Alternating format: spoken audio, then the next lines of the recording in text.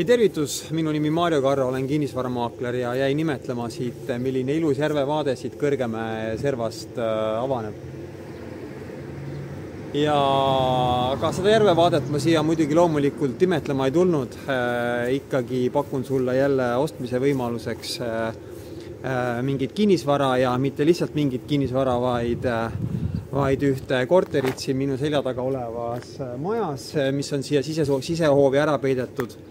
Ja kuidas sellist kinnisvaraobjekti siin Viljandis siis müüma hakata, mõtlesin ja ainukene õige järeldus, mida ma teha saan, et mis selle kinnisvaraobjekti puhul on ikkagi kõige kuumem asi on, mida kinnisvara puhul ikkagi ka kõige rohkem hinnatakse, ikkagi asukoht ja siin see asukoht on ikkagi ülikõva pluss, see maja jääb siit ka natukene näha ja siin on siis kesklinnakool, kus isegi sai kunagi koolitreppe kulutatud ja koolihoovis trihvat mängitud niimoodi, et vähe ei ole ja siit koolist on ka kindlasti kooliakendest ühed ilusamad Viljandi järve vaated, mis kindlasti mõnel koolil üldse olla saab. Aga siis siit ka otse Tartu poole välja ja siit Viljandi kesklinna poole ja staadion jääb siin kohe minu selja taha. Nii et natukene seda ümbrust sulle siin näitan, kui sa kohalik ei ole. Ja kui sa kohalik ei ole, siis võta arvesse seda, et see kant siin kesklinna kooli ümbrus ja kesklinna vaheline kant on väga hinnatud ja nõutud. Tean seda omast kogemustest sulle öelda. Olen siin sellist sarnast peidetud pesa hoovimaja näol mõni aeg tagasi müünud ja huvi oli väga suur. Aga lähme siis vaatame seda korterit ka siin, väga huvitav pakkumine igal juhul. Ja siia kinnistule juurdepääs ongi siis tegelikult siit samast. Ja nagu näha, et ega siin väga suurt sellist liiklust ei ole ja see kortermaja on ju ainult 3 korteriga. Siin on ainult 3 korterit. See hoone nüüd enam selle kinnistu peale ei jää. Piiriks on see aed siin. Ja selle maja kinnistu siis on see ala siin, see kõrvalhoone siin ja siis see kortermaja 3 korteriga, 3 eraldi sissepääsuga. Ja liigun siit natukene maja ette ja vaatame, milline see vaade siis siit poolt on. Siin on väike selline mõnus õueala ees, ei ole seda maad siin küll üleliia palju, aga väike sükene oma hoovikene on olemas. Ja siin on siis teine vaade sinna tänavale, mis ma ennem näitasin. Ja korteri uks on siis, üks korter siis jääb siia, keskmine korter ja kõige vasakpoolsem korter siis on siis müügis olev korter. Aga enne kui korterisse astume, lähme tsekkame selle puukuuri osa üle ja siin veel natukene maja kõrvalt ka, et praegu on pealelõunane kellaaeg kusagil 2-3 aeg vist oli, kui ma nüüd õieti mäletan. Ja päike paistab sealt, nii et tegelikult ta liigub terve sellise päeva ja pärastlõuna ilusti ja paistab siia akendesse. Nii et on selles suhtes nagu super asukohaga korter jälle maja suhtes, et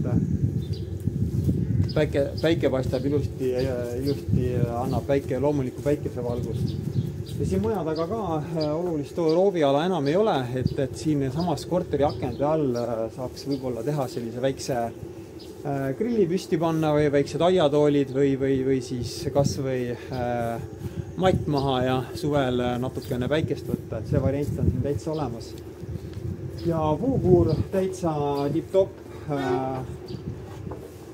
Nagu näha ka, siin mahutab päris korralikult puid ja saab siia jalgrattaid panna ja ütleks ikkagi see kuur on suhteliselt heas korras võrreldes siin. Väga paljusid puukuure, mis kortermajade kõrval on ikkagi väga kehvas seisus. Ja lähme vaatame seda korterit siis nüüd ka seespoolt. Ja astume sisse. Siin ees on selline väike esik ja siit paremale siis jõuame kööki.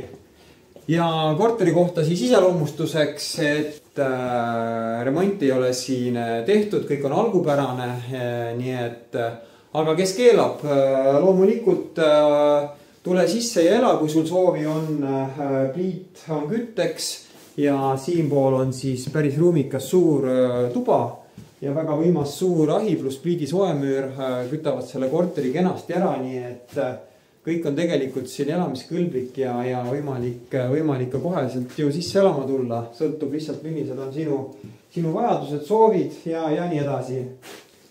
Korteri üldpind kokku 35 ruutmeetrit, päris ruumikas ja avarust lisab veel ka kõrge lagi. Panen video alla, kui kõrge see korteri lagi siin on, aga siin on tegelikult võib-olla fantaasialendu ja variante erinevaid, kuidas seda korterit võiks renoveerida näiteks.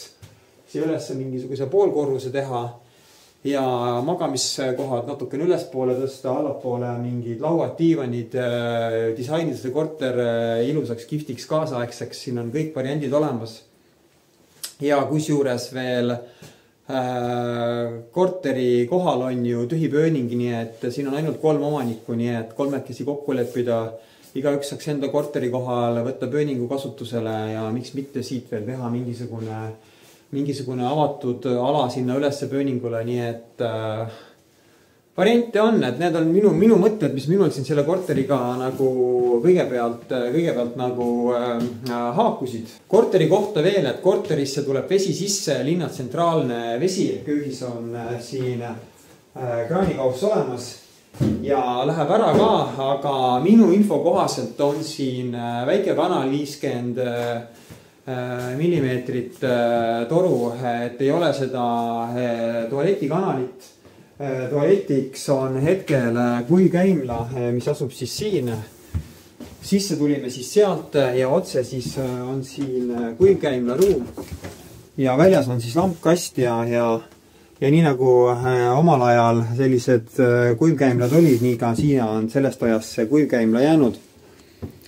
Kanalisatsiooniga on niimoodi, et tegelikult on siin samas tänava peal olemas kanalisatsiooni liitumise võimalus tõenäoliselt, sest naabritel kõigil on tualetid ja vetsud dušid sees, nii et tõenäoliselt saab ka siia selle kõik ehitada ja lahendada. Vot selline kihvt pakkumine siin Viljandi südalinna servas ja Kesklinna kooli lähedal, nii et tšeki aga järgi ja võta minuga ühendust mario@mariokarro.ee või helista 568868800. Aga enne kui ma selle video lõplikult kokku tõmban, siis annan sulle siia video lõppu paar väikest nippi, paar väikest mõtet ja üks viktoriini küsimus ka sulle, et mis sa arvad, et kui selline kõrgete lagedega korter on, et kas sul tekib mõte, kuidas võiks sellises korteris olla vahetada näiteks suitsuanduri patareid. Siin köögis on suitsuandur ilusti täiesti olemas. Ja osalt öeldes muidugi võiks ju minna selle laua peale ja siis, kui ilmselt jääb väheks, et siis võiks panna ka muidugi selle tabureti sinna laua peale ja siis ronida sinna ülesse. Osalt öeldes ma ei hakka siia praegu ronima, ma arvan, et ma nibin-nabin võib-olla isegi ulataks. Aga kui sa siuke kõvem ronija mees ei ole, siis tuleb mingid süsteemid välja mõelda, kuidas seda patareid vahetada saaks. Kord aastas seda tõenäoliselt teha tuleb. Aga näiteks siin, kui sa nüüd jõudsid mõelda erinevaid variante, siis ma näitan sulle nagu ühe variandi ära, kuidas seda võimalik teha on. Nii et saad kodus snitti võtta ja selle suitsuanduri patarii ilusti ära vahetada. Näed, et siin on lähemal vaatamisel selline nöör. Ja kui me seda nööri nüüd siit laseme, siis sõidab suitsuandur ilusti ülevalt alla. Ja vahetame patarei ära. Ja kui suitsuanduri patarei on ära vahetatud, siis võtame selle uuesti selle nööri ja tõmbame suitsuanduri üles tagasi.